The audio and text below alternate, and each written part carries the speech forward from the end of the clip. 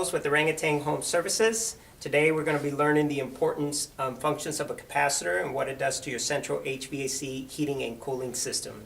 Basically what a capacitor does is it determines the motor rotation, also gives the motor a nice start boost. It delays the single phase power to start windings, creating a second phase.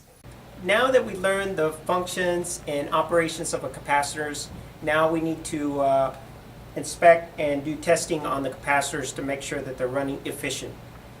First, we need to check for physical appearance. A capacitor should look nice and clean, should have no physical defects. As you can see here, a capacitor that goes bad tends to bulge up. Sometimes they blow up, and or sometimes they spill out their oil out of the system. As you can see, oil in the capacitor. That's their insulation, so the capacitor starts to heat up and starts to weaken. You do not want to let them get this weak, because then they're actually putting a strain on your motors, and motors can range from 500 up to 2000s on your compressor. Testing a capacitor, if you can come in close. Here we have a multimeter and a capacitor. The way to test a capacitor is first you need to set your multimeter over to your microfarad setting. For example, this one is a 5 microfarad with a 6% plus or minus tolerance. If we can get a reading here, this one is actually reading 5 microfarads. So this one would indicate that it would be perfect. So you wouldn't need to replace it or anything.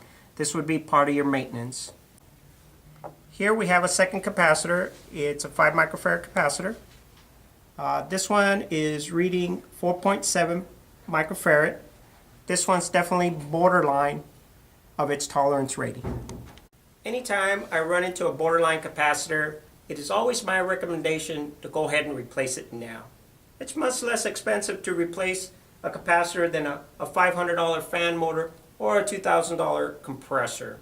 Regardless, it needs to be documented on our invoices, and hopefully the homeowner is doing routine maintenance so the following technician can make sure that the capacitor hasn't weakened.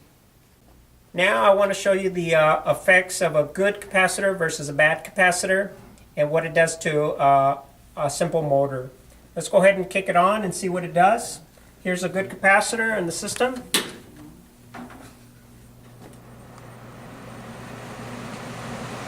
As you can see, the motor is starting with ease, motor running smoothly, no heat buildup, everything's running normal the way it's supposed to be.